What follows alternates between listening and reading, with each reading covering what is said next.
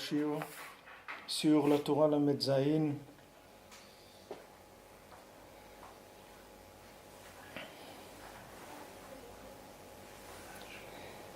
On est arrivé dans le Gimel. Ah non, c'est pas Gimel, c'est Otret. C'est en bas en haut, de la page 39. Vous pouvez télécharger tout l'enseignement par écrit sur le site en PDF. Alors hier on a commencé à parler d'Achnat de Aman Amalek, c'est-à-dire comment repousser Aman Amalek avec la tzedaka, et que le Maasé lui il attaquait cette tzedaka là, puisque il lui voulait donner des shkalim au roi pour en payant le roi avoir l'autorisation de faire du mal au Ham Israël. Maintenant Mordechai il lui a dit nous on a déjà donné des shkalim pour le Bet HaMikdash. On est passé avant, on a déjà donné. Donc avec ça, on a pu être machnia la klipa de Aman Amalek. Donc maintenant, comme l'Aïkar de la Tzedaka, qui s'appelle Tzedaka vraiment, c'est la construction du Mishkan. Donc il a dit que l'Aïkar de la Tzedaka, c'est Tzedaka d'Eretz Israël. C'est ça l'Aïkar de la Tzedaka, puisque la Tzedaka d'Eretz Israël, elle est faite pour développer le kavod d'Hachem, c'est-à-dire de la reconnaissance d'Hachem. Et chaque tzedaka qui est faite pour Eretz Israël, elle repousse le corps et elle développe l'âme de toute personne qui aura ce mérite-là. Donc il dit Chet, Alken Haman Arasha Imarshemo, Ipil pour Miyom Liyom Mechodesh Lechodesh. Maintenant, Haman le Rasha, ce Rasha-là, que son nom soit effacé, alors lui il a fait des sorts. C'est-à-dire de jour en jour et de mois en mois, il cherchait comme ça, il tirait au sort pour savoir quel jour ce serait le plus propice pour essayer de faire du mal au Ham Israël. Jusqu'à ce que ça lui est tombé le jour le 13 Adar. Parce que Haman c'était un homme extrêmement intelligent pour le mal et qui était aussi un grand sorcier. Et il savait très bien que les tris, ils se faisaient selon le jour, chaque jour selon le jour et selon la génération. Avec sa intelligence néfaste, il a fait des tirages au sort. Pour pouvoir discerner quel est le mois et le jour où il pourra se attaquer le Ham Israël.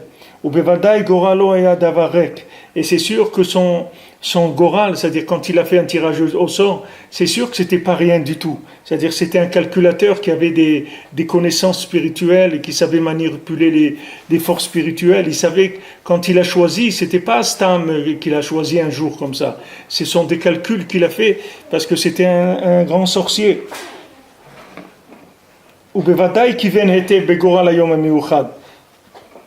Et c'est sûr qu'avec son tirage au sort, il est tombé sur un jour qui était spécial. Que Mamash, c'était un jour où on ne pouvait pas du tout se battre contre lui. Mais Hachem, il est Gibor surtout. Hachem, il est plus fort que tout le monde. Et Hachem nous avait fait des miracles, des grands miracles, des merveilles, des choses extraordinaires.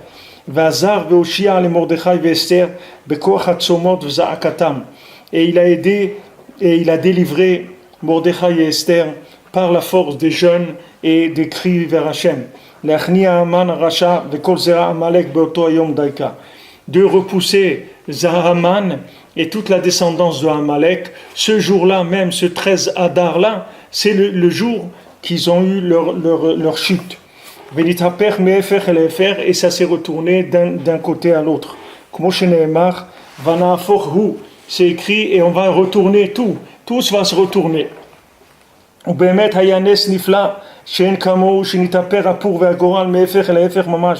Et bien c'était un miracle extraordinaire que tout s'est retourné comme ça, que mamash d'un contraire à l'autre. Que ce jour-là, ils ont été détruits et anéantis la descendance d'Amalek. Alken Nikrou Ayam Maele Purim, Hashem Apur. C'est pour ça que ces jours-là, on les appelle Purim. Qu'est-ce que c'est Purim? Ça veut dire les pour, ça veut dire les sorts, les tirages au sort. C'est parce que ça, c'est la grandeur de ce miracle extraordinaire et redoutable. Chez Puro Vegoralo Shel Haman, Shaya Mechashef Muflag, Vechacham Lara Kaze, que maintenant son tirage au sort de Haman, qui était un très grand sorcier, c'est-à-dire un sorcier de très haut niveau et un homme intelligent pour le mal, qui vient Meod Begoralo à l'Otoyon.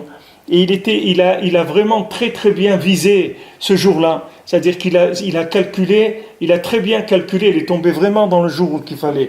Asher be'emet haïta et Sarah meod, velo yavshar la'amod negdo be'otoyon. Que mamash c'était un jour de Sarah, c'est-à-dire un jour de malheur terrible. Et ce jour-là, c'était vraiment le pire des jours pour nous. C'est-à-dire que c'était le jour où on était le plus en faiblesse, c'est-à-dire en situation de faiblesse par rapport à lui. C'est pour ça que même les forces spirituelles d'en haut, elles étaient d'accord avec le décret. Mais un homme, il ne sait rien du tout. Que les paroles, que les choses d'Hachem, elles sont très élevées et que le désespoir n'existe pas. Comme Rabbeinu il a dit, Hachem il est très grand et nous on sait rien du tout. Nous on sait rien. C'est-à-dire il n'y a pas de dire voilà ils vont faire les trucs, ils vont la bombe, ils vont faire ci, ils vont faire, on sait rien. Nous on sait rien du tout. Nous on sait que Hachem c'est lui qui est le plus fort et que le désespoir ça n'existe pas. C'est-à-dire que les paroles, les pensées d'Hachem elles sont très profondes. C'est-à-dire il ne faut pas croire qu'on comprend. Quand il y a des gens qui font des analyses, ils se lancent des analyses politiques, ils commencent à discuter des heures. Voilà, mais tu sais que si ce pays s'allie avec l'autre, et après ils font comme ça, alors ça risque d'enlever. Dès que tu perds ton temps, tu es en train de gazouiller, de raconter n'importe quoi. Prends un Télim ou prends un Sefer de la Paracha et tout, qu'est-ce que tu racontes? Tu es en train de parler des choses, tu ne sais même pas de quoi il s'agit. Tu crois qu'Hachem, il est là, il ne sait pas ce qui se passe. Hachem, il peut retourner le monde en une seconde. Nous, on doit faire ce qu'on a à faire pour révéler Hachem dans le monde. C'est ça notre travail. Notre travail, c'est pas la politique et de savoir essayer de comprendre si tel pays va s'allier avec un autre. Ça sert à rien. C'est pas ça notre but. Notre but, c'est de révéler Hachem, c'est tout. C'est tout ce qu'on a à faire. C'est là où il est notre travail.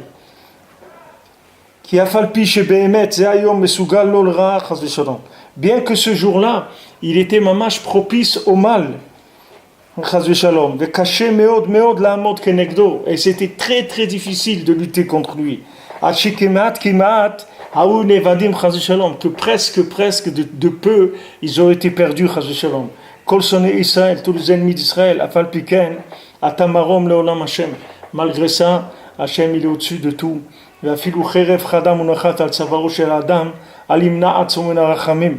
Et même si quelqu'un il voit l'épée qui est posé sur son cou, il ne faut pas qu'il soit monéa atzmo minarachamim. C'est-à-dire, il faut toujours, comme on voit Cheskew Amelech, quand il est venu, le Navi, il est venu chez lui, il lui a dit voilà, je voulais te dire que tu vas mourir.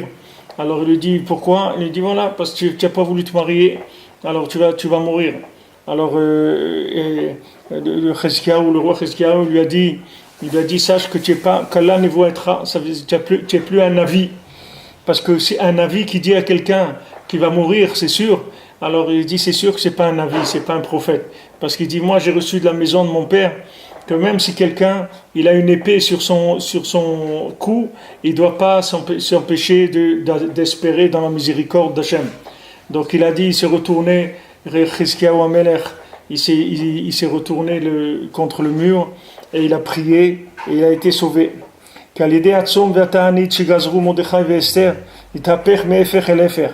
Parce que grâce aux jeunes qu'ils ont instauré Mordechai et Esther, ça s'est retourné d'un côté à l'autre. Et le sort, il s'est retourné de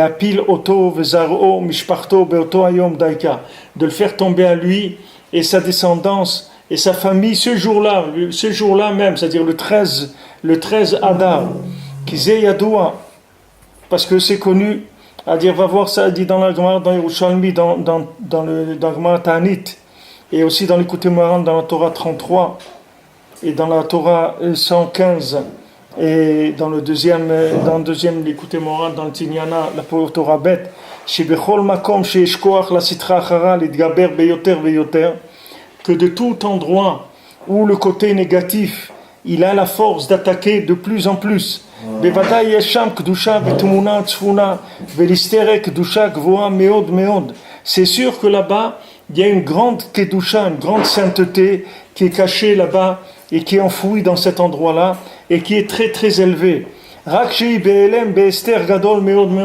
Mais seulement elle est cachée, elle est extrêmement cachée, beaucoup cachée.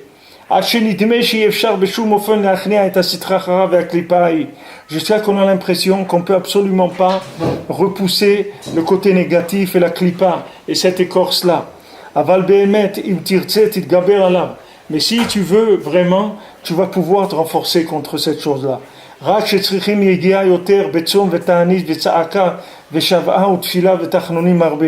Seulement il faut se fatiguer, il faut jeûner, il faut crier vers Hachem, il faut espérer, il faut prier, il faut faire des supplications beaucoup, que Mordechai et Esther, comme c'était à l'époque de Mordechai et Esther. Et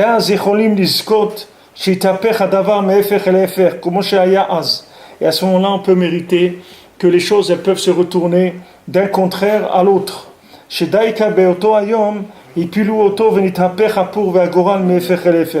Que ce jour-là, Davka ce jour-là, ça s'est retourné, le sort il s'est retourné et il est d'un côté à un autre, c'est-à-dire mamash à l'opposé. C'est pourquoi qu'ils les ont appelés Purim, c'est-à-dire les sorts. Les sorts, pourquoi les sorts? Parce qu'il y avait le sort de Haman, que Haman c'était pas, il ne faut pas croire qu'Haman c'était un idiot. Haman c'était un très grand sorcier et un très grand chacham, c'est-à-dire c'est un homme extrêmement intelligent et qui était aussi un sorcier, qui connaissait toutes les forces négatives. Donc quand il a choisi le 13 Adar, il a vraiment choisi le jour qui était le plus faible pour le Ham Israël. Mais seulement c'était Purim, c'est-à-dire des pour, c'est-à-dire qu'il y a eu un autre pour, c'est-à-dire un autre goral, un autre sort, que ce sort-là, ça a été le mauvais sort justement pour Haman et pour sa descendance, que tous ils ont été détruits ce jour-là. Et il faut savoir que c'est comme ça dans chaque génération et dans chaque jour. Pas que chaque génération, chaque jour de chacun, il faut savoir que c'est comme ça.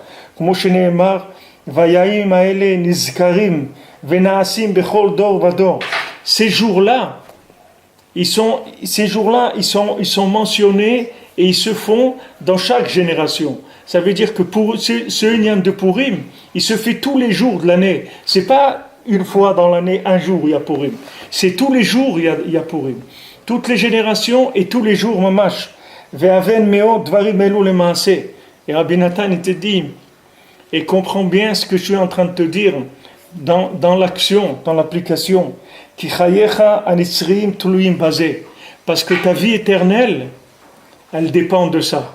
Sache que, il mâche pas ses mots, Rabbi Nathan. Il te dit, regarde, ta vie éternelle, elle dépend de ça. C'est-à-dire, si tu as compris ça, si tu sais de quoi on est en train de parler ici, sache que c'est ta vie éternelle qui dépend de ça.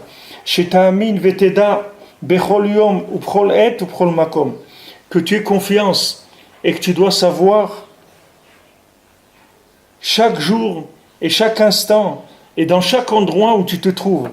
Sheyesh lecha koach adain erchehu להתגבר על מה שאתה צריך להתגבר באותו היום והמקום דייקה. Que tu as encore la force, n'importe comment que ça soit, que ça se présente. Tu as la force de te renforcer sur ce que tu dois te renforcer ce jour-là et dans cet endroit-là précisément. V'Hashem Yitbarach ya'azor v'yoshia alecha amen. Et Akash Baruch Hu, il va t'aider et il va te délivrer, amen. Donc, et en même temps, on récolte une bracha de Rabbi Nathan qui nous fait une bracha que Akadosh Baruch Hu va nous aider et il va nous délivrer. Il nous fait une bracha que Hashem Yazor lecha, Yazor v'yoshia alecha amen. Il te fait en même temps une bracha. Et tu dis, sache que ta vie, elle dépend de ça. Ne te laisse pas ne te laisse pas aller, ne te laisse pas aller, ne te laisse pas faiblir, ne te laisse pas avoir. Parce que même si cette situation, elle est vraie, sache qu'il y a une vérité plus grande que cette vérité-là.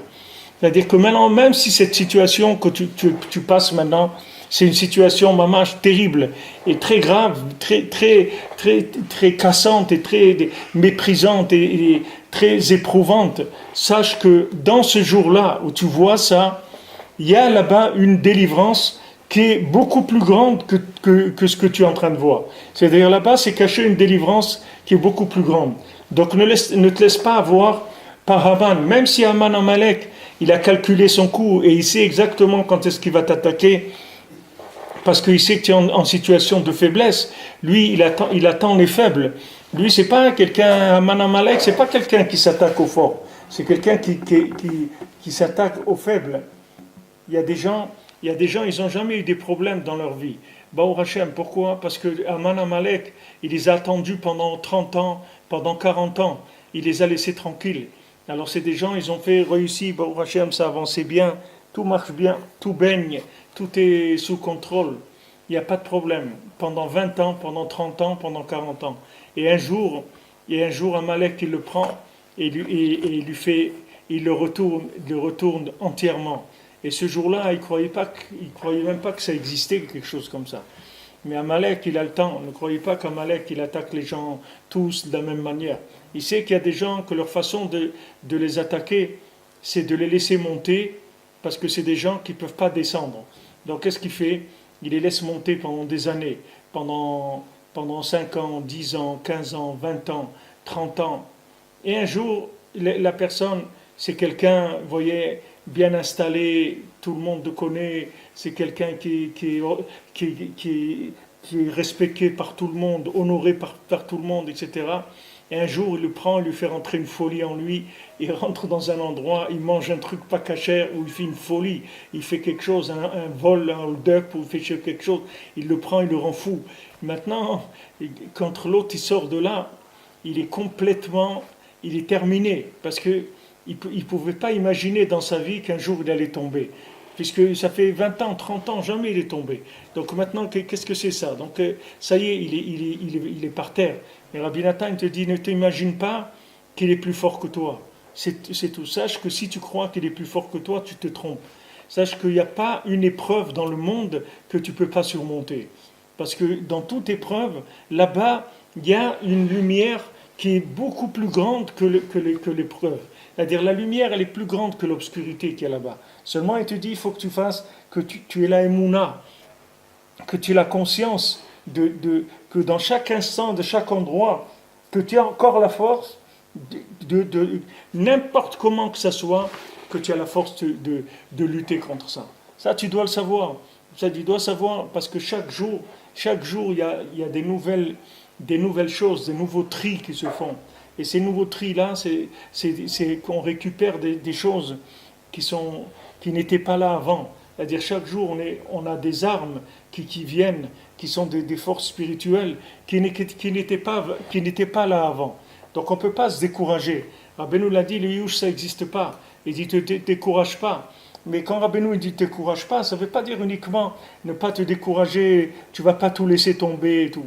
Ce n'est pas que dans ce sens-là. Quand Rabbeinu dit, le désespoir, ça n'existe pas, ça veut dire que tu es obligé de réussir.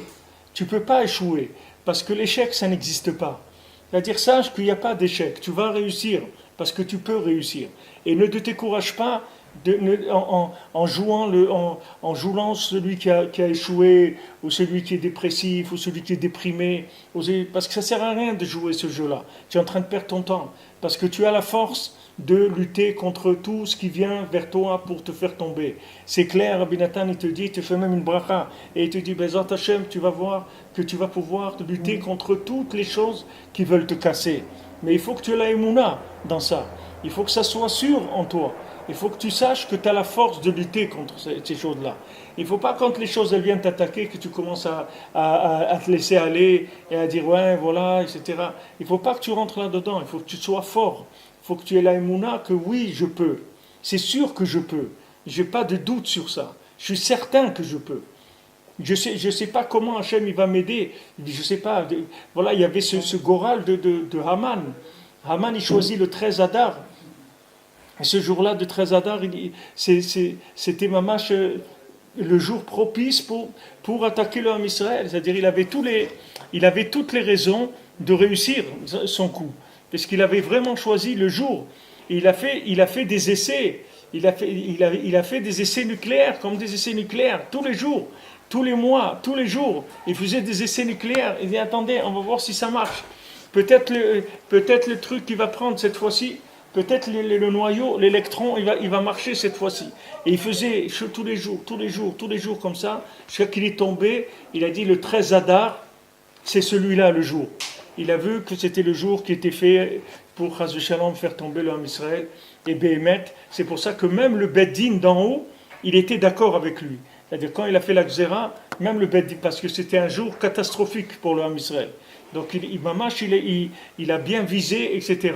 Mais seulement, il ne savait pas qu'il y a une possibilité de retourner la machine complètement, parce que maintenant toute la force de Haman Amalek, c'est uniquement d'utiliser les énergies positives et de les faire tourner en marche arrière, c'est tout. Mais lui, il n'a pas de force de par lui-même. Lui, il n'a aucune force, Haman Amalek. Lui, il utilise ta force à toi. Lui, qu'est-ce qu'il utilise? Par exemple, quelqu'un qui est un juif, un bon juif, kasher, ou même un grand rave, truc, ça fait des années dans Vodat Hashem, etc. Maintenant, comme je vous ai dit, il le fait tomber. Il le prend un jour, il le fait tomber dans quelque chose qui est assez grave pour lui. Alors maintenant, avec quoi maintenant il va le faire tomber? C'est avec sa conscience à lui qu'il va le faire tomber. C'est pas qu'il va lui amener quelque chose de l'extérieur. C'est avec la conscience même de la personne qui va le faire tomber. C'est-à-dire que maintenant, tout ce que maintenant cette personne-là, elle a développé comme conscience de la vérité, c'est avec ça qu'il va le faire tomber. C'est-à-dire que maintenant, il va utiliser toute l'énergie, toutes les économies que le bonhomme il a fait pour se développer, pour arriver à quelque chose, il va utiliser ces économies pour le faire tomber à lui. C'est comme ça que Amalek il travaille. Il y avait ici, Aléa Shalom, Madame Blo, Aléa Shalom qui était une femme extraordinaire, c'était une résistante, elle était dans la résistance et tout, c'était une femme de très grand niveau, une femme très très forte. Et elle avait fait un procès à la mission parce que la mission catholique, elle avait pris des enfants juifs. Elle avait les preuves et tout, de tout. Elle avait monté tout un dossier. Ça avait fait toute l'histoire qu'il y avait de Yoselé. Là. Il y avait une histoire de Yoselé en Eretz. C'est elle qui a fait ça. Après, elle l'a pris, elle l'a déguisé en fille, elle lui a fait un faux passeport, elle l'a emmené. Elle a fait tout. C'était une femme très très forte. Elle était. Et maintenant, elle a fait ce dossier contre la mission pendant toute sa vie. Elle a peut-être, pendant 20 ou 25 ans, elle a lutté contre. Elle a fait ce procès à la mission et elle avait toutes les preuves et tout. Et juste quand c'est arrivé le procès où elle allait gagner, elle a perdu. Pourquoi? Parce que la mission, elle a acheté son avocat à elle. Et son avocat, il l'a fait tomber. Et ça, la pauvre, quelques temps après, elle est morte. Elle a pas pu tenir ça, parce qu'elle s'est investie beaucoup dans cette chose-là. Elle y croyait beaucoup et elle voulait, parce qu'il y avait des enfants qui ont été pris par la mission et qui ne le savaient même pas, c'est-à-dire qu'ils ont grandi, etc. Ils ne savent pas qui ils sont. Et elle avait travaillé sur cette chose-là. Mais il est arrivé à la fin, son avocat il a été acheté par l'autre côté, elle est tombée, c'était fini. Pourquoi? Parce que des fois, le Yitzhara, quand tu développes ta conscience, il t'aide. C'est pareil qu'il il va pas t'empêcher, mais il va te fournir des moyens de développer ta conscience. Pourquoi? Parce que plus il va développer ta conscience, plus qu'il sait que le jour où il va te donner un coup, le coup il va se décupler avec ta conscience. Tu comprends? Celui qui n'est pas très conscient de la grandeur d'Hachem, etc., quand il fait une avéra, il dit, ah bon, excusez-moi, il rentre quelque part, Shabbat, il allume la lumière, il dit, ah oui, c'est vrai, je m'excuse, hein. Tu vois, il rigole comme ça, il dit, mais je m'excuse, hein. Ça va, très vite. Mais quelqu'un qui est dans la Torah, il allume la lumière Shabbat, mais il peut se taper la tête sur un mur, il peut devenir fou s'il fait ça. C'est pas du tout la même chose, parce qu'il a une autre conscience des choses. Donc, des fois, le Yitzhara, il développe la conscience. Et c'est avec ça qu'il travaille. C'est avec ça qu'il attrape la personne après. Il dit, mais toi, regarde qui tu es. Toi, alors il faut lui dire, moi, je suis rien du tout, mon ami. Moi, je suis rien du tout. Il dit, mais regarde, avec tout ce que tu... Je sais rien, moi, je viens de commencer aujourd'hui. Je ne sais pas de quoi tu parles. C'est-à-dire que souvent, Aman Amalek, c'est ça qu'il utilise. C'est pour ça qu'il te dit que le jour où lui, il choisit pour t'attaquer, les éléments qu'il choisit pour t'attaquer, il faut que tu saches que là-bas même, il y a les choses les plus importantes pour toi, qui sont cachées là-bas. C'est pour ça qu'il t'attaque d'Afka là-bas. Donc il faut que tu saches que tu as la force. La preuve que tu as la force de lutter contre lui, c'est qu'il t'attaque sur cette chose-là. C'est ça la preuve que tu as la force de tenir. C'est justement le fait que lui t'attaque sur cette chose-là. Parce que lui, il attaque les trésors, il n'attaque pas les trucs qui valent rien. Lui, il va attaquer les trésors, là où il y a de l'énergie, là où il y a de la richesse spirituelle, il y a des capacités, c'est ça qu'il va attaquer. Donc quand tu vois que tu es attaqué, au contraire, tu dois être content, tu dois dire Baruch Hashem, mais Baruch Hashem, comme je vous ai dit à Purim, comment le Chafetz Chaim il dit qu'on doit faire la bracha de Haman, on doit dire Baruch Haman à Purim. On doit dire Baruch Mordechai, on doit dire Baruch Haman aussi. Il dit comment on va faire Baruch Haman? Il dit comment on va bénir Haman? C'est difficile de bénir Haman. De faire une bracha à Haman, c'est difficile. Il dit voilà, il marche moi ici, ils disent. Qu'est-ce qu'on lui faire une bracha? Il dit voilà, le Ken Haman Aracha, il marche moi. Comment on va lui faire une bracha? Alors, le nian que j'ai pensé, c'est ce qu'il dit ici. C'est comme maintenant, des fois, nous, on ne sait pas qu'on a un trésor. Vous savez, des fois, il y a eu des films qu'ils ont fait comme ça. Que quelqu'un vient, il prend un taxi, par exemple, et dans le coffre du taxi, il y a une valise pleine d'argent. Maintenant, lui, il ne sait pas, il y a eu une histoire avant, etc. Maintenant, lui, il roule tranquille dans le taxi, comme ça, et il voit des gens autour de lui avec des mitraillettes, des trucs, il ne comprend pas, il dit, c'est quoi, qu'est-ce qu'ils ont? Mais parce qu'eux, ils savent qu'il y a l'argent dans le coffre, ils sont en train de le suivre pour prendre la valise avec l'argent. Mais lui, il ne sait pas qu'il y a ces...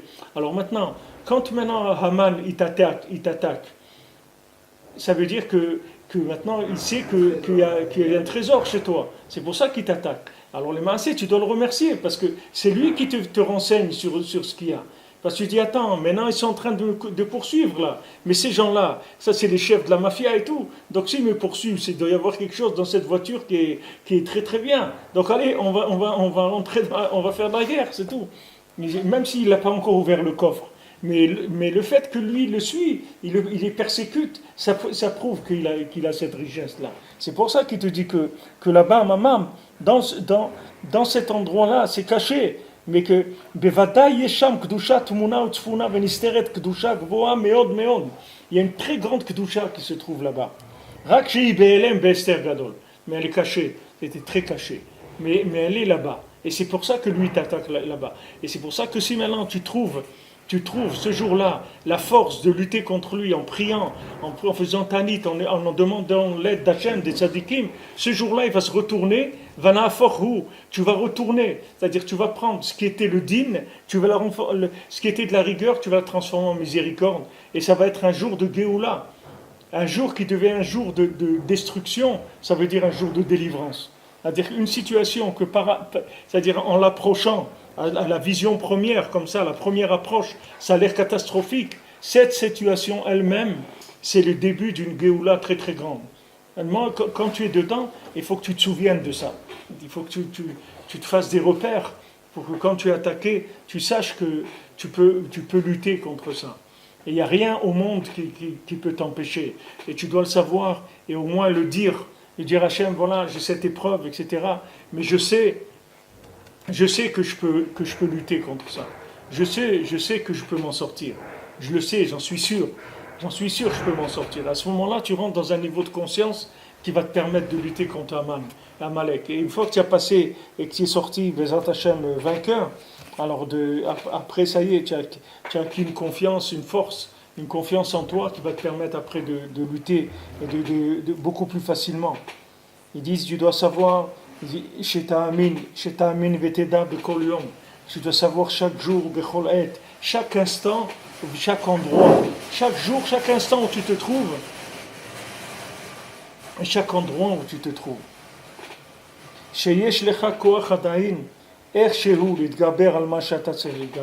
Que tu as encore la force de te renforcer contre ce que tu dois te renforcer. Ce jour-là et cette situation, cet endroit-là précisément. Pas maintenant si tu étais dans un autre truc, tu aurais pu. Non, non, comme tu es là, tu peux. Vachem idbar yazor v'yoshi alecha amen. Et que je qui t'aide et que qui te délivre, Bezrat Hashem, amen. Il fait bracha. Rabbi Nathan, il nous fait une bracha. Rabbi Nathan de Rachmanout fait une bracha. Que Bémet, qu'au moment où on a l'épreuve, qu'on sache ça, qu'on sache qu'on a la force de dominer. On a la force de dominer. Même si Amalek, il utilise notre corps et tout, nous, il faut savoir que notre âme, elle peut dominer cette situation complètement. Réellement, c'est des moments difficiles. Il faut appeler Hachem, il faut demander de l'aide. Rabbi Nathan, il dit, page 40, au tête, Zeprinat Shmones Retrefot. Et c'est ça le lien qu'il y a 18 trefot, c'est-à-dire qu'il y a 18 sortes d'animaux qui sont très fautes, c'est-à-dire qu'on ne peut pas manger parce qu'ils n'ont pas été tués comme il fallait. Chez Assour, la trefa chez Nachaya, que maintenant, une trefa est Nachaya, c'est-à-dire que maintenant, quand un animal quand un animal il a été attaqué, et soit il a été blessé, soit il a une maladie, que cette maladie, elle va entraîner qu'il ne va pas vivre un an, il ne peut pas vivre un an. Donc, supposons par exemple qu'on a fait la shrita d'un animal, après qu'on trouve dans les poumons qu'il y avait un trou dans les poumons. Maintenant, quand on trouve ce trou dans les poumons, on voit que avec ce trou-là, cet animal il ne peut pas vivre un an. Donc ça s'appelle une tréfa. C'est-à-dire c'était un animal qui était déjà mort avant même qu'on fasse la shrita. Il était déjà mort, l'animal. Donc maintenant, même si on fait la shrita, tout ce qu'il fallait, on a fait l'abattage rituel comme il fallait et tout, l'animal il n'est pas kasher. Parce qu'il était déjà taref, c'est-à-dire il a été dévoré, il a été déjà tué par une maladie, par autre chose, qui ont fait qu'il était mort avant même qu'on lui fasse la shrita. Que il a créé l'homme avec un corps et une âme. Chomer vetsura, il a créé de la matière, il a créé de la forme. Chez Imprinat Adam ou Behema, que c'est le lien de l'homme et de l'animal. Kedeshi elo bechira, pour que l'homme il ait le libre arbitre. Kedeshi tgabel achnia ou shaber aguf ve'achomer prinat Behema ou la alot hanefesh prinat Adam, pour qu'il ait la force de se renforcer, de casser, de soumettre le corps et qui est l'animal, et de faire monter l'âme qui est l'homme. Que ça c'était la raison de la création principalement. Et du moment où l'homme il a été créé, tout a été transmis entre les mains de l'homme. Que c'est l'homme précisément qui doit trier dans tout ce qui a trié.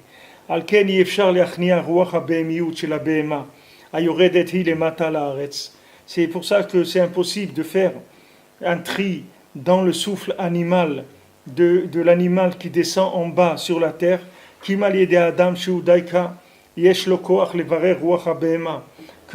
seulement par l'homme. C'est que l'homme qui peut faire sortir le souffle de l'animal et l'élever à un niveau humain.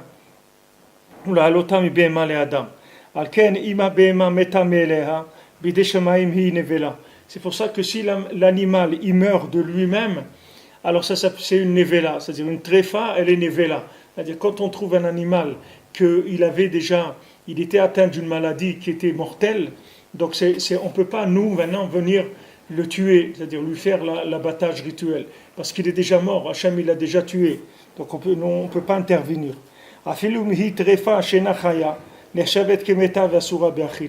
Même si elle est très facile, si maintenant elle n'a pas été mamash tuée, bien sûr si elle a été tuée par un accident, n'importe quoi, c'est sûr que sa viande elle est interdite, etc. et qu'elle n'est pas consommable. Mais même si maintenant elle a une maladie, que cette maladie elle est condamnée, alors aussi elle est considérée comme morte et on n'a pas le droit de la consommer. Parce qu'Hachem, il a mis tout entre nos mains. Nous, on est des balais bechira. C'est-à-dire, nous, on a le choix. Chez Anachnu, Bnei Adam, Daika. Parce que nous, on est des êtres humains, c'est-à-dire, on est des hommes. Daika, Tzrichim, Leotzi, Anefesh, Mea Behema, à l'aider à Shrita. Nous, précisément, on doit sortir l'âme de l'animal en faisant l'abattage rituel. Et donc, précisément, quand le shochet, il fait l'abatteur rituel, il fait l'abattage comme il le faut, à ce moment-là, c'est là où on fait le tri de l'âme, et l'âme, elle va sortir de l'animal pour monter vers l'humain. Mechaïl Medaber, de l'animal au parlant. Kiraka Adam Yeshlozé Akoar. C'est parce qu'il n'y a que l'homme qui est un parlant, et il n'y a que l'homme qui a cette force-là. Qu'il est Kach Nivra Adam. C'est pour ça qu'il a été créé l'homme. Shielo Milchama Zot. Qu'il ait cette guerre-là. Donc Hachem, il nous a créés en sachant qu'on allait avoir une guerre. C'est pas, Hachem, il ne nous a pas créés pour qu'on soit dans la tranquillité. Les gens ils croient que c'est la Dolce Vita. Ici, c'est pas la Dolce Vita, ici, c'est la mort, ici, c'est cette vie-là. Ici, c'est une vie de lutte en permanence. Il n'y a pas ici c'est pas la côte c'est la côte d'usure, c'est pas la côte d'azur. C'est la côte qui nous use en permanence. C'est ça,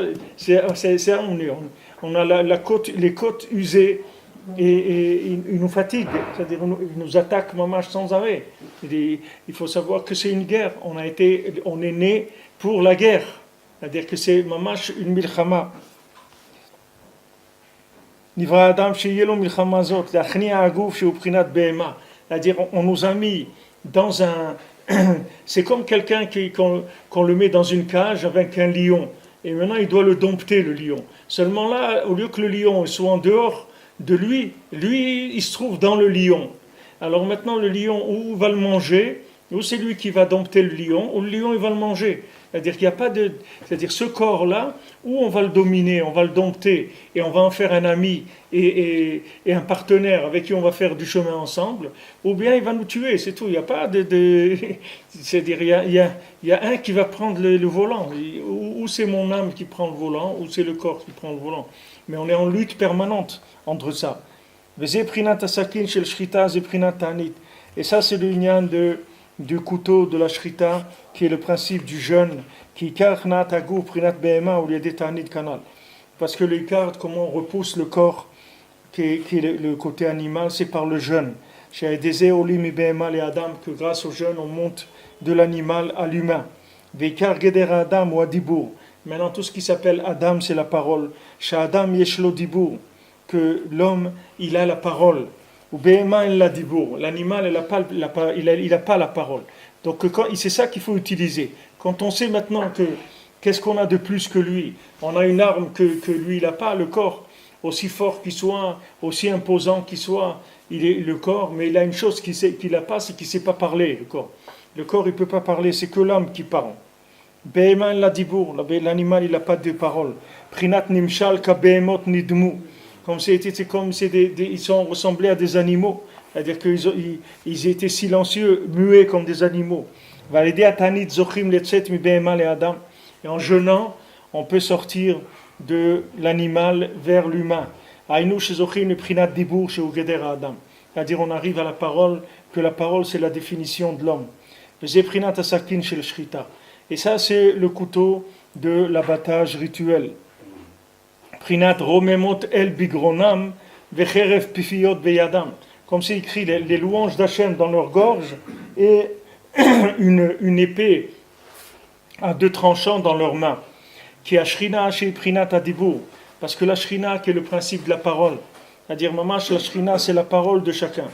Prinat Hachem sefatay tiftar. Et prinat cheverev l'Hachem.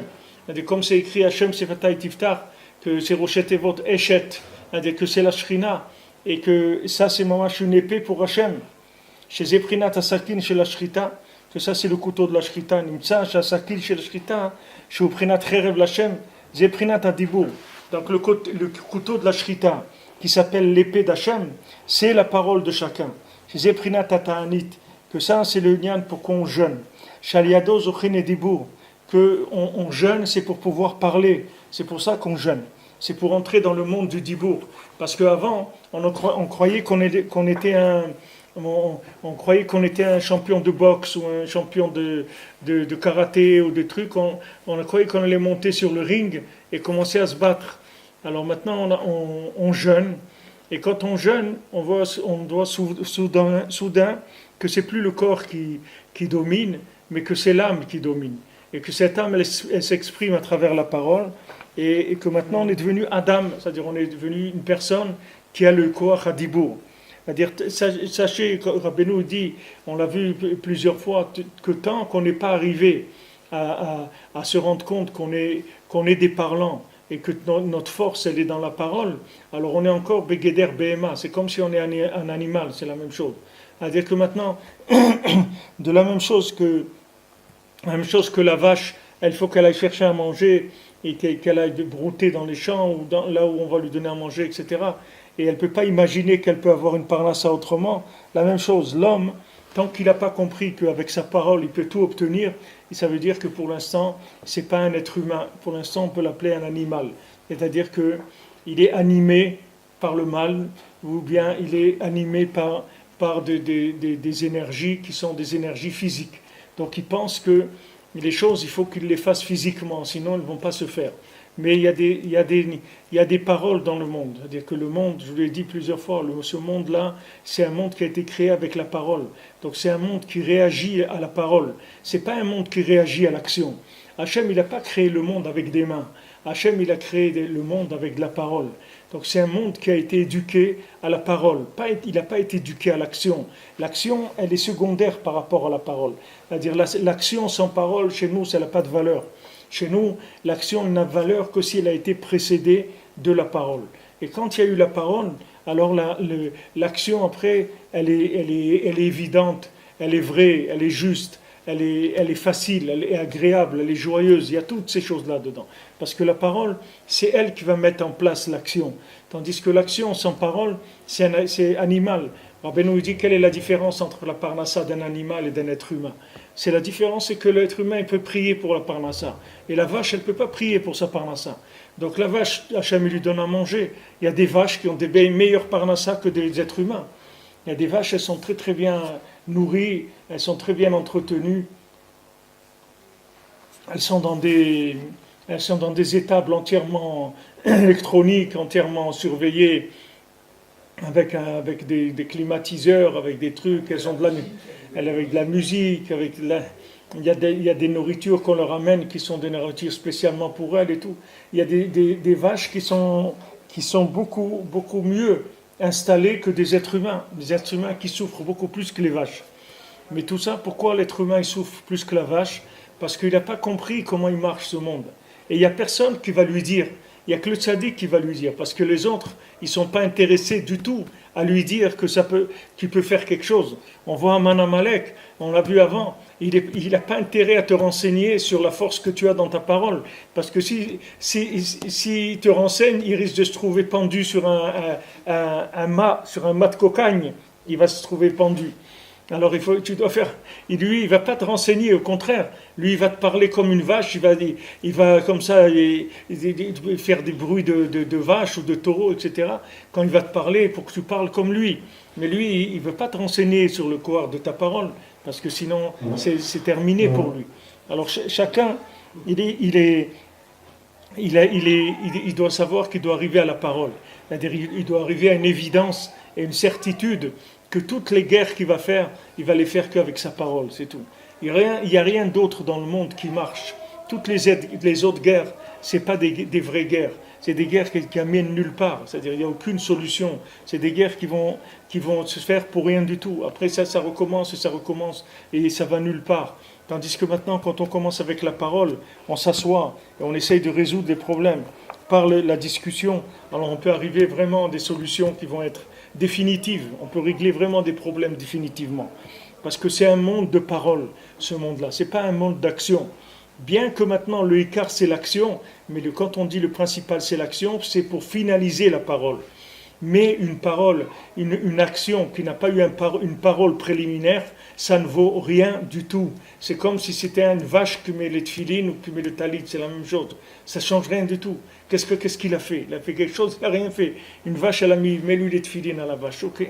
Alors, qu'est-ce qu'elle a fait? Elle a fait quelque chose, elle n'a rien fait. Elle ne sait pas qu'est-ce que tu es en train de faire. Maintenant, si quelqu'un il n'a pas utilisé sa parole, il n'a pas fait un Yeshem Lechoud, il veut demander à Hachem quelque chose, il se lance dans l'action directement, alors c'est comme un animal, c'est tout, il se met à courir, il court. Qu'est-ce qu'il a fait là? Il n'a pas réparé le monde. Le Dibour, c'est la Shrina. La Shrina, Hachem, il se trouve dans la parole. Hachem, il ne se trouve pas dans les objets, il se trouve aussi dans les objets. Mais là où les Shochen, son habitacle, là où il réside, c'est dans la parole. C'est ça sa résidence principale.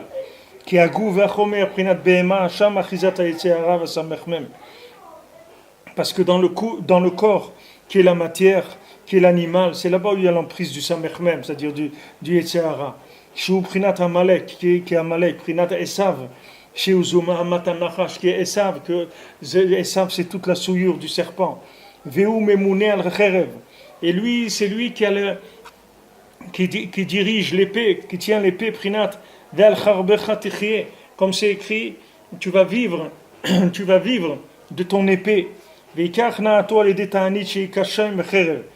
le écart de comment on fait tomber, c'est par le jeûne, parce que de jeûner, on dit c'est plus dur que l'épée. Les Khamim ils ont dit, comme c'est écrit Rabbeinu il dit dans le Sefer Amidot, dans le mot Tchouva, Ot Gimel Atanit Kashem Mecherev. Le jeûne c'est plus dur que l'épée. Ki ikar atanit wa tzedaka. Parce que le ikar du Tanit, c'est la tzedaka, c'est-à-dire la tzedaka d'Eretz Israël. Shubrinat hevel shen bopé. C'est un bochet, c'est un souffle dans lequel il n'y a pas de faute. Prinat hevel piem shetinokot shel bet Rabban, qui est le souffle des élèves de l'école, des petits-enfants qui étudient la Torah. Ki kol adam tzarich lizkot lazeh. Et chaque homme, il doit faire tout ce qu'il peut pour arriver à ça.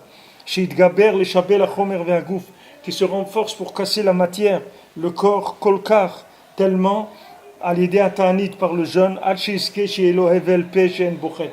jusqu'à ce qu'il arrivera à avoir un souffle dans sa bouche dans lequel il n'y a pas de faute, comme des enfants qui vont à l'école, la même chose. C'est-à-dire qu'il est autant de simplicité et d'intégrité quand il étudie la Torah, quand il fait sa prière, quand il fait ce qu'il a à faire, que ce soit aussi pur qu'un petit enfant qui sait absolument rien. Comme je vous ai dit hier, qu'est-ce que la malade d'un enfant? Pourquoi un enfant c'est tellement important? Parce qu'un enfant il sait rien du tout. Un enfant il n'a pas de séchel. Donc comme il est son séchel, il est tout petit. Donc quand il étudie la Torah, c'est d'une pureté extraordinaire. Et nous, malheureusement, chaque jour qu'on grandit, on rapetissit. C'est notre corps qui grandit. On prend du volume dans la surface de la terre. Mais en général, le poids chiche qu'il y a dans la tête, il se réduit de plus en plus. C'est-à-dire que les gens, plus ils grandissent, plus ils deviennent bêtes. C'est-à-dire qu'ils commencent à essayer de manipuler ce monde avec la matière. Ils disent voilà, je vais faire des affaires, je vais emprunter, je vais faire des affaires, je vais acheter des immeubles, je vais faire des trucs, je vais vendre. Il dit mais attends mon ami, qu'est-ce que tu vas faire avec tout ça? Tu vas mourir, où tu vas emmener tout ça? Il dit non mais pour l'instant il faut faire des choses, etc. Il n'y a rien à faire du tout. Il commence à parler avec Hachem pour un petit peu dominer ton corps, pour que ton corps il te laisse tranquille, il te laisse faire ton travail, qu'il ne vienne pas te déranger à chaque fois. Toi, tu es là pour révéler Hachem dans le monde, c'est ça ton travail. Tu es venu sur terre pour montrer qu'il y a un Dieu et que ce Dieu répond à tout celui qui va parler avec lui. Hachem, il est là, il est présent pour tout celui qui l'appelle vraiment, c'est tout. Chaque personne qui fait appel à Hachem, jamais son appel il est revenu vide. Toujours Hachem, il entend la prière de tout le monde. Tout le monde, Hachem, il écoute son dialogue. Alors maintenant, les gens, ils se battent avec la matière. Ils font la guerre avec la matière. Ils essayent de lutter pour leur parnassa, pour le truc. Ils disent non, mais tu comprends pas, je dois travailler dur pour gagner ma vie. Je suis obligé de faire 2 travaux. Je finis le soir à 8h, je rentre chez moi. Après, je retourne de 9h jusqu'à 3h du matin. Et après, à 8h, je reprends l'autre. Et c'est comme ça, hein, qu'est-ce que tu crois? La vie, c'est pas facile et tout. C'est pas vrai, c'est lui qui a choisi ça. Il n'y a personne qui lui a dit de faire ça. Qui est-ce qui lui a dit de faire ça? S'il avait un peu le sens de l'humour, il serait assis dans un fauteuil, il aurait dit regarde Hachem, tu m'as créé, tu t'occupes de moi, sinon je vais mourir parce que moi je vais pas aller courir, moi je suis pas une vache. Je suis pas une vache volante, je suis pas une vache, une vache empoisonnée, je suis pas une vache folle. Moi, je ne suis pas la vache qui rit non plus. Il dit alors moi je vais rester là. Tu vois, je vais attendre et tu vas t'occuper de moi, c'est tout. Parce que c'est toi mon père et c'est toi qui m'as créé, c'est tout. Comme il fait un petit enfant il vient, il dit à son papa, donne-moi, achète-moi, amène-moi, porte-moi. C'est tout, lui c'est rien. Lui sait qu'il a un papa, il doit demander à son papa, c'est tout. Il n'a pas d'autres moyens. Il va penser un jour à un enfant qui doit aller travailler pour acheter. Pas du tout, il a son papa, il lui demande tout. Maintenant, le jour où quelqu'un il a compris ça, alors sa vie elle va changer complètement, c'est devenir quelqu'un d'autre, c'est tout. Il va travailler parce qu'il faut travailler. Il va travailler 6 heures, 7 heures, 8 heures par jour. Après, il met la clé sur le cadenas, il rentre chez lui, c'est tout. Pas voilà, il va s'occuper de sa vie. Il va étudier la Torah, il va prier, il va passer du temps avec sa famille, il va se promener, il va passer du temps à s'instruire un petit peu, faire ce qui lui plaît, etc. Il va vivre. Il ne va pas être obligé de travailler comme un âne. C'est pas le but pourquoi on est venu sur terre. Et si quelqu'un s'est fabriqué cette façon de vivre, c'est lui qui l'a faite. Hachem, il va le laisser, il va lui dire, regarde, tu veux faire ça, fais-le. Tu as envie de prendre la vie de ce côté-là, prends-la de ce côté-là, fais comme toi tu as envie de faire. Mais sache que c'est pas, moi je t'ai pas créé pour que tu vives comme ça. Moi je t'ai créé pour que tu saches que tu as une parole, et cette parole c'est Hachem lui-même. La parole de chacun c'est la Shrina Mamash. Donc chaque fois que quelqu'un il va utiliser la parole, il va, il va pouvoir révéler Hachem. Chaque fois qu'il va utiliser la parole, il va révéler Hachem. Et la révélation d'Hachem, c'est ça la bracha. C'est ça le zivouk, c'est ça la bracha, c'est ça la parnassa, c'est ça la santé, ça c'est la joie, c'est tout. Il y a tout dans la parole. Tout se trouve dans la parole. Seulement il faut y arriver.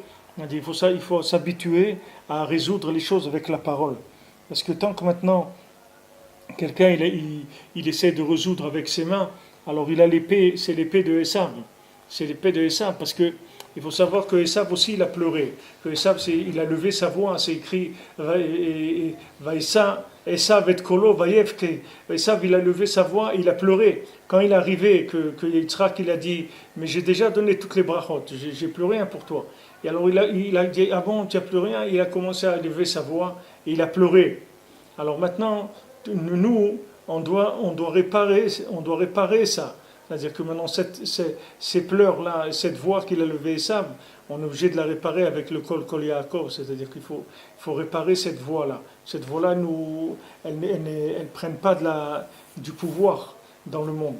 Alors lui, sa spécialité, c'est l'épée. C'est-à-dire l'épée, c'est la parole, c'est la Shrita, c'est le Lashon HaKodesh, c'est Eretz Israël, c'est la Tzedaka d'Eretz Israël. Tout ça, c'est ce qui va trancher, c'est-à-dire ce qui va permettre de faire passer l'âme du côté animal, de la faire passer au côté humain. Et quand les gens ils voient que l'Amérique et tout lâche Israël, et ils doivent être très contents, les gens. Les gens ils ont peur, mais c'est le contraire. Il faut être très content. Parce que si maintenant l'Amérique elle lâche Israël, alors ça veut dire que Hachem il a pris Israël dans ses bras. C'est ça ce que ça veut dire.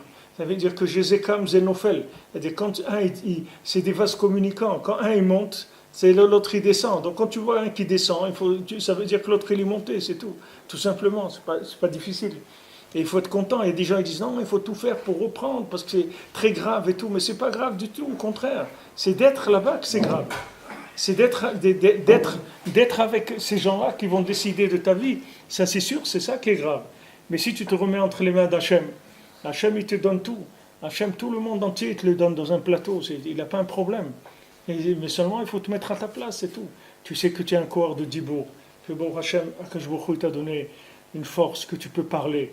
Il faut que tu t'habitues à ça. Là où tu es, même si quelqu'un vit seul, il est quelque part dans un endroit perdu, ça ne change rien. Là où il est, Hachem, il entend sa prière.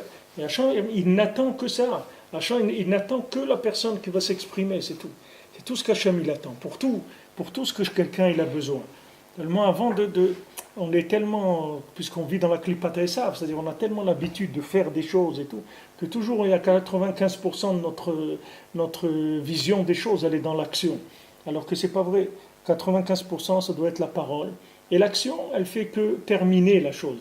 mais toute la construction de la chose, elle s'est faite avec la parole. Même David Ameller, Hachem, il n'a pas laissé construire le Beth Amikdash. Il a dit, c'est trop beau ce que tu as fait, je ne veux même pas que tu mettes tes mains là-dedans. Tu ne veux pas mettre tes mains, toi tu l'as fait, le Beth Amikdash, il est à toi. C'est toi qui l'as fait. C'est toi qui as trouvé l'endroit, c'est toi qui as tout fait. Maintenant, ton fils Shlomo, il va le construire. Mais ne crois pas que quand il va le construire, ça va être considéré que c'est lui qui l'a construit. C'est toi qui l'as construit. C'est pas lui. Lui, uniquement, il va mettre en place les éléments. C'est pour ça qu'après, quand il a voulu ouvrir les portes, elles ne sont pas ouvertes. Tant qu'il n'a pas demandé par le srout de David, les portes du Beth Amikdash ne s'ouvraient pas. Parce que c'est David Ameller. Mais Hachem, il ne voulait pas que David il construise avec ses mains. Et c'est pour ça que le troisième Beth Amikdash, il ne va pas être construit avec les mains. C'est Hachem qui va l'amener tout près. Pourquoi Hachem il va l'amener tout près? Parce qu'il ne faut pas qu'on mette les mains dedans. Il faut qu'on arrive à le faire descendre avec la parole. Il ne faut pas qu'on mette les mains. Si maintenant on met les mains, ça y est, on va faire encore un truc qui va durer, ce qui va durer, il va se casser.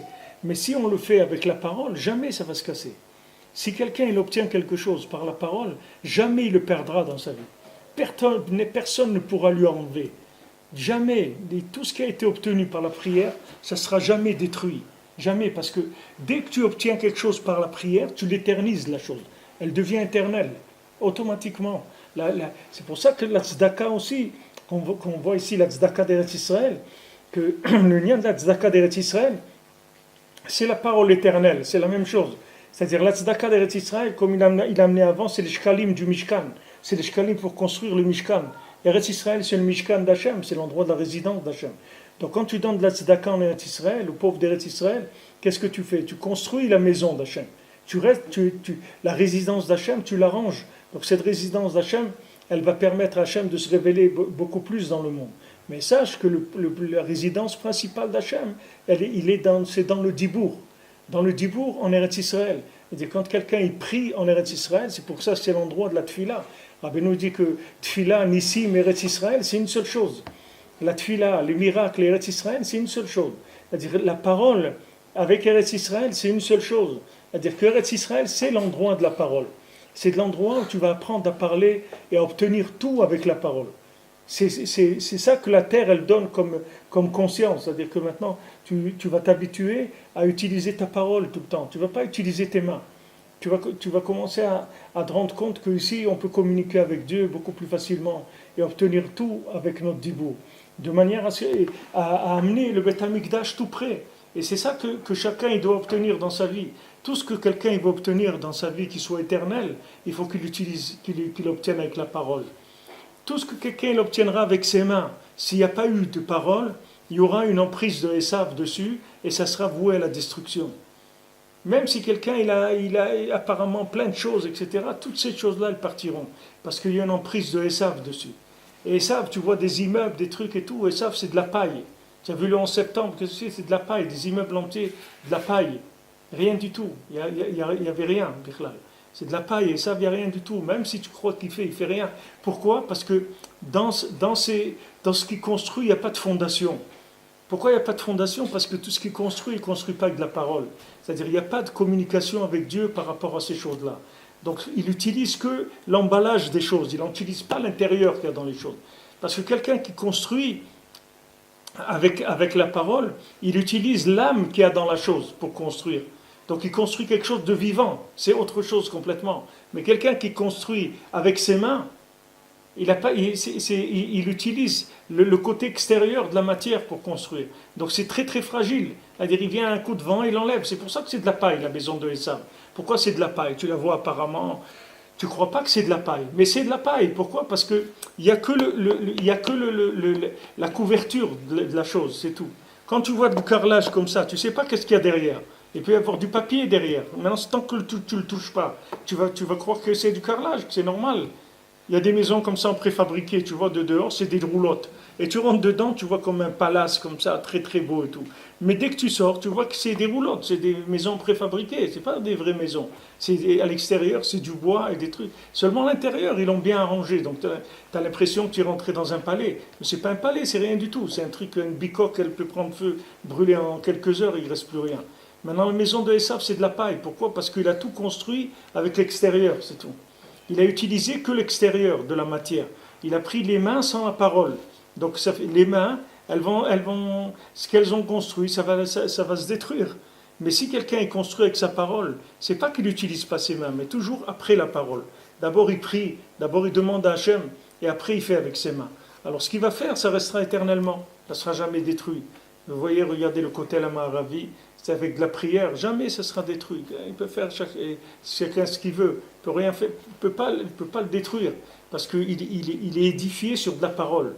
Quand c'est édifié sur de la communication avec Hachem, sur de la parole, la chose, elle s'inclut complètement dans l'éternité. Bezrat Hachem.